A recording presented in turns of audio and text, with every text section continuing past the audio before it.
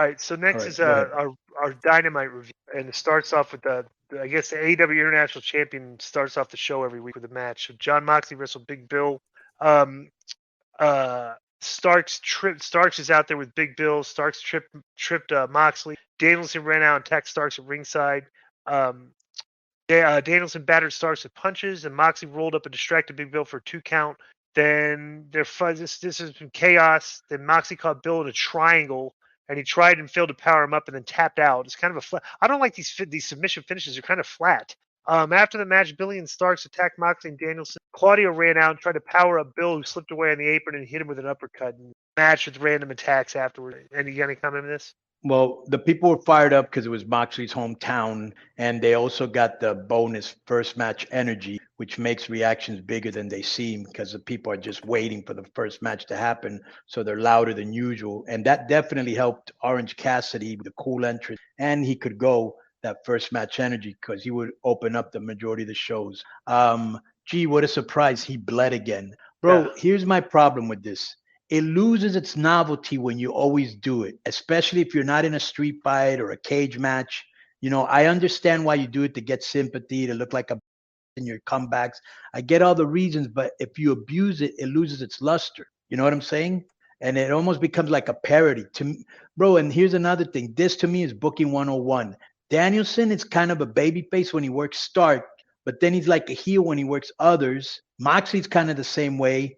Castagnoli is going to be like a baby face, when he teams with Daniels. And then when he fights confusing. against Kingston, Mhm. when he times against Kingston, he's going to be a heel. Like that's booking 101. I don't understand that. Well, they always play to the home crowd and try to let them do babyface things to the home crowd, which is Bro, and here's the other peeve I have with this pet peeve. At the end, they get into they're all in a brawl, right? And then, as usual, they do this a lot, and you can't tell me they don't.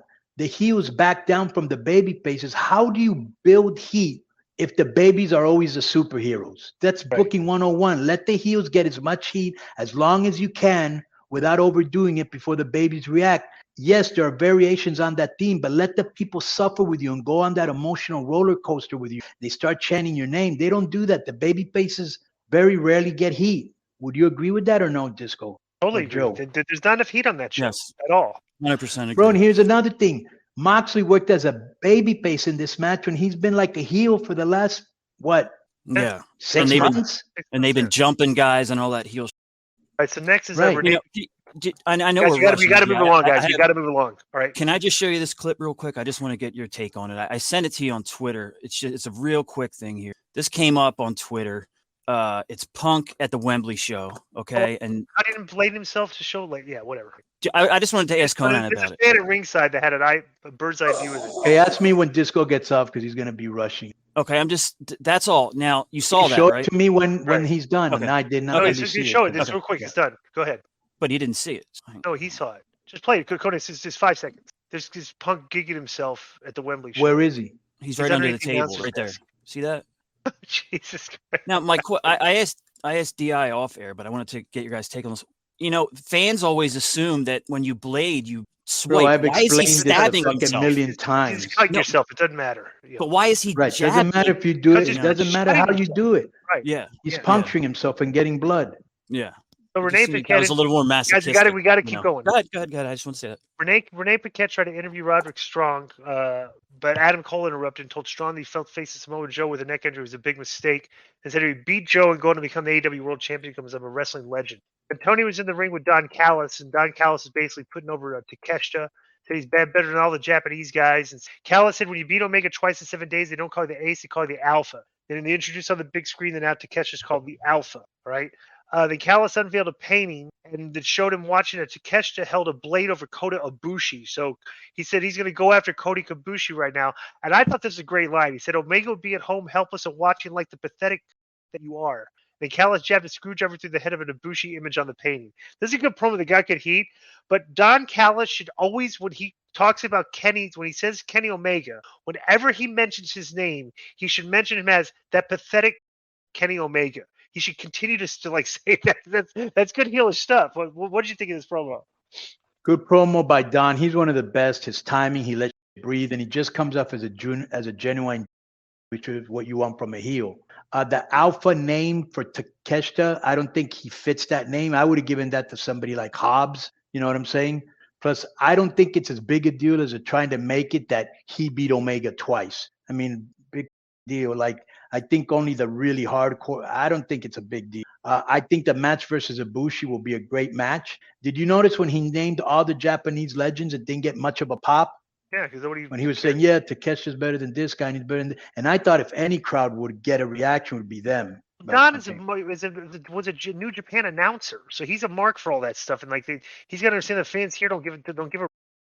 But you would think those fans would, because they know all the Japanese guys. When they come out, they even sing their theme song. Go ahead. Alex Marvez interviews Danielson, Mox, and Castagnoli in the back, and they challenged Starks and Big Phil to face him and Castagnoli in a tag match. And they said that Marvez mentioned the match against Ray Phoenix and that Castagnoli would be fighting Eddie. The Moxley downplayed their title defenses, and they would be like a day off. What a great promotion of a match that is, right? Right. Ray Phoenix entered the picture and yelled at him that he would beat him, and he was held back by Penta and Alex Abrahantes. Then, meanwhile, Eddie Kingston arrived and had a stare down with Castagnoli that continued while everyone else is arguing with each other. One more week, Kingston said before laughing. This did not really get me inspired. Yeah, and I say this a lot, and I'll continue to say Abrahantes, albeit a nice guy, him, Nana, Julia Hart, Jose. Whatever happened to Nana's cousin, the other black short guy that was getting zero heat? What was his name? I have no idea. Remember, Joe, the short brother that was bald? That he came out with Brian Cage. Yeah. Well, anyways, bro, all those guys, they look like, when you see those pictures, says, what's wrong with this picture? Right. Like they don't fit, they don't add anything. They continue to push these guys, and that don't add anything to the only two real good managers there to me is Callis and Christian. Stokely Hathaway. Yeah, Stokely Hathaway. Yeah. Paquette was about to interview Hook on the backstage set, and Orange Cassidy showed up, and Paquette asked him what was up, and he said he didn't know. Then he said he saw Hook worked up. He told Hook that his body isn't all taped up, he still has a title. He said he isn't all taped up and has a title like he was. And Hook said Cassidy was a great champion, which led to fist bump. And after Hook left, Cassidy told Paquette that he's still tired. I don't know what. Then Britt Baker and Akira Shida and Nyla Rose. I missed this in the beginning, but I just want to tell you guys: 888,000 for Dynamite. You know what last week was? It's like the exact same crowd every week. It's crazy. 887. Yeah, and keep in mind the same number for like the last month, kind of. Yeah. That's right. And NXT just did an 850 with Becky on there too, so NXT's on the come. Holy. So Baker's so this is like a here the 6-woman, but the Tony Storm's team goes over Baker, and after the match, Storm bolted to the ring and celebrated, and Sheeta shoved Baker a couple times because they had issues, and then Baker rolled out of the ring. Then Paquette interviewed Saraya and Ruby on the backstage, said Saraya congratulated Storm and said she did it without him. We could not be prouder, I guess is the word, Saraya said. Saraya had the Storm lost everything, including her mind. And Saraya said Storm is crazy and will leave Grand Slam without the championship and would be left with nothing. So they're all at odds now and everything. I don't care. Well, here's the thing. Yeah, to me, everything here was kind of crickets and tumbleweeds, especially Sheeta and Baker. Like, who's looking forward to that? Like, they overpushed Sheeta like she was a big deal. I think they like her because she was there from the beginning. She's polite, probably easy to do work with. I mean, but, bro, I'm not interested. I am interested in Saraya and Storm. That might be entertaining. So basically, Jericho and Sammy come out, and they're all buddy with each other, and they're putting each other over about how good it was working with each other, how great it's been working with each other, and basically they scratch each other's back. And this is a long promo, okay? So I don't want to really get into. They're putting each other over. Then Jericho said Guevara has to beat him to get to the next level. And Jericho said that in order to beat him, Guevara will have to be better than he's ever been before. And Jericho said he doesn't think Guevara is ready to beat him yet. Then Sammy took offense to that after they were buddy with each other and said that Jericho doesn't truly respect him like he respects Jericho. Guevara said he would beat Jericho next week and earn his respect, and said they would shake hands, hug, and win some tag titles. Then Guerrero offered Jericho a handshake, which Jericho accepted before pulling him in for an intense stare down. He had the mic in his hands as they're shaking their face to face. He says, "Let me make something perfectly clear, Sammy. Next week, I'm going to give you the match of life. I'm not going to take it easy on you. I'm going to beat the living." And Jericho said he would punch Guevara harder than he's ever been punched anyone, and said he expects the same from Guevara. And Sammy said he wouldn't want it any other way. So you got two baby faces in a match against each other next week. But like I said, everybody's in. Did you see the video that they did on them? Yeah, it was pretty funny. Yeah, they kind of came off as unlikable, but it was funny. this is what I liked about this. It sounded like a very believable, logical promo because, Sammy was saying, I didn't come to this company to be your sidekick. I want people to respect me like they respect you and Danielson. You know what I'm saying? And basically, Chris is telling him, you're not ready for me yet, and I'm going to make you. It sounded logical, like a good, logical promo. He seems motivated recently, Jericho does. All right, so next is MGF is backstage with Adam Cole. He spoke about some potential opponents, Strong and Samoa Joe. And MGF mocked Strong for being bland and said he's not afraid of Joe because it's not about the size of the dog, it's about the size of fighting the dog, and he's a New York pit bull. Then he cut the Scott Steiner promo on him with the percentages and stuff, everything, and that was actually pretty entertaining. But this is just a short promo. You like that when he did the Scott Steiner promo? Yeah. Yes. So next, our boy Hangman Page takes on Brian Cage with Nana. Of course, he knew Cage was going to get beat here because he never wins big matches. Swerve. Right. So Swerve comes out. He's on the ramp. Hangman Page goes over. After the match, Swerve shot Page a mean face. Will stand on the stage, and Page got a microphone and cut a promo on him. Page said for a second he thought Swerve had. I was pretty sure she's going to stow away Nana's Burger King crown. Lame line. Swerve pulled out a mic and said, those sound like fighting words. He said, if Page thought things would be settled tonight, he must be Cincinnati education. He said they would do it when and where he says, and Swerve said he chose the great state that birthed him. Swerve called for a match to take place at Wrestle Dream on October 1st, and Swerve said he'd make sure that Page didn't get too comfortable before then. Ain't that right, Cage? And Brian and Cage hit Page from behind, and they put the boots to him.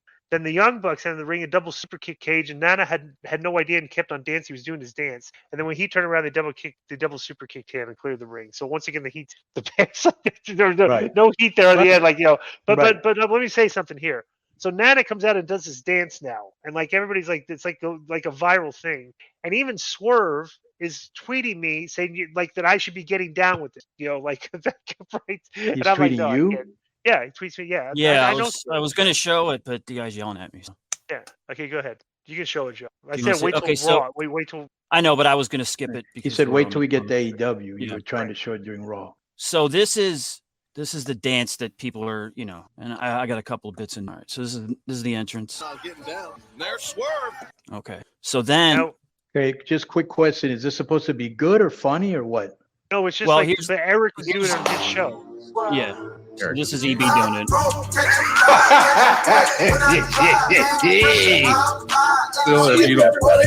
Okay, so Eric likes that. Eric so actually has more Swerve room. tweeted that clip Oh yeah.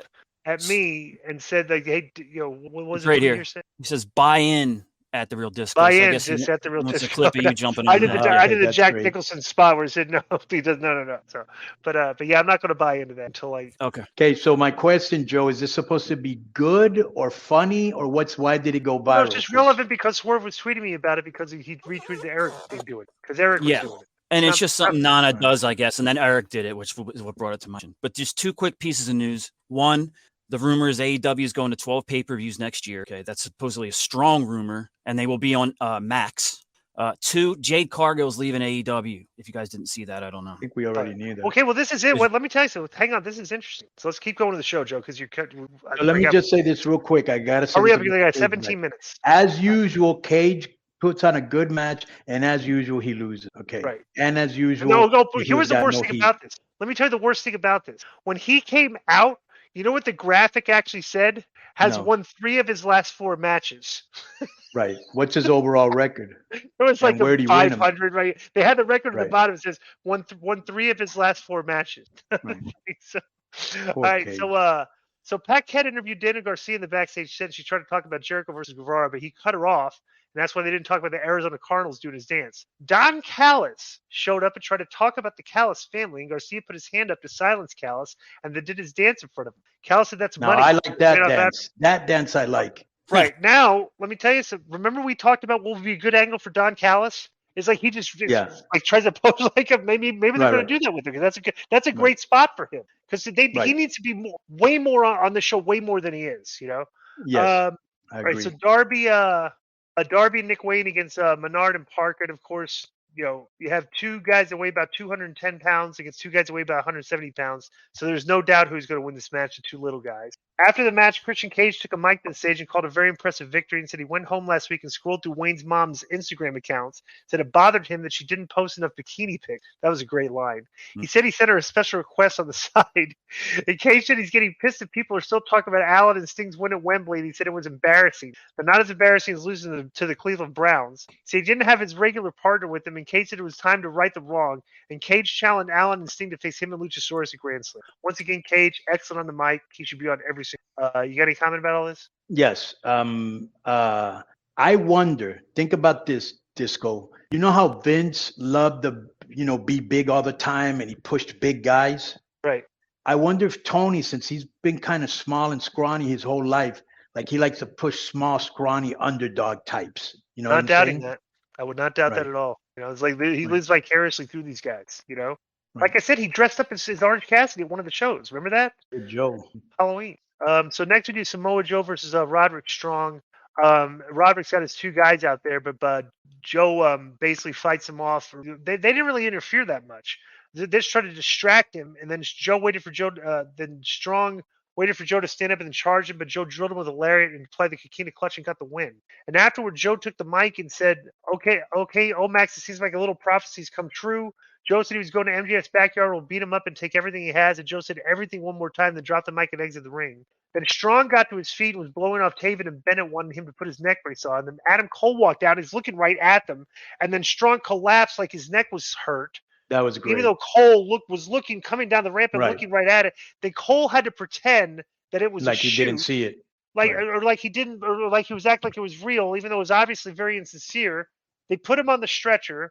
They're stretching him out, and as Cole's like acting interested on the thing, Samoa Joe comes out and choked him out. I thought this was ridiculous, and to be very honest, I thought the wrong guy went over. I thought it's a more I compelling know match. you said last week Strong would go over, and I thought Joe would go over, but that's not. I'm not trying to say but I have a feeling Strong will interfere in the match between Yeah, maybe Joe he and MJF. He would have to, because this angle is stronger than the Joe MJF angle. Like, this has been like going on for weeks. They've been doing this. I thought this was, this is not over, obviously. So Strong has to do so. But I thought it's a more compelling match if it was Strong versus MJF. Like, what match do you think would draw a better number? Samoa Joe versus MJF or Strong versus MJF, based on the way that the storytelling's been going? Joe. All right. I don't think so. But they draw But the I same think amount you of can people do anyway. some. I don't think it would be a big difference. I think you can do something with all four. You can do MJF with Samoa Joe and Cole with Strong, and then maybe even have tag teams. Like, you've got four guys you can do a lot of cool with. You know what I'm saying? So that's been And our that's a good problem to have. and that's been our AEW review. Enjoy the rest of the show. Just so people know, for the people that listen to our review, Jericho Guevara promo was worth going out of. The Don Callis promo was going out for. Christian was good. As far as matches, the Brian Cage match I thought was good.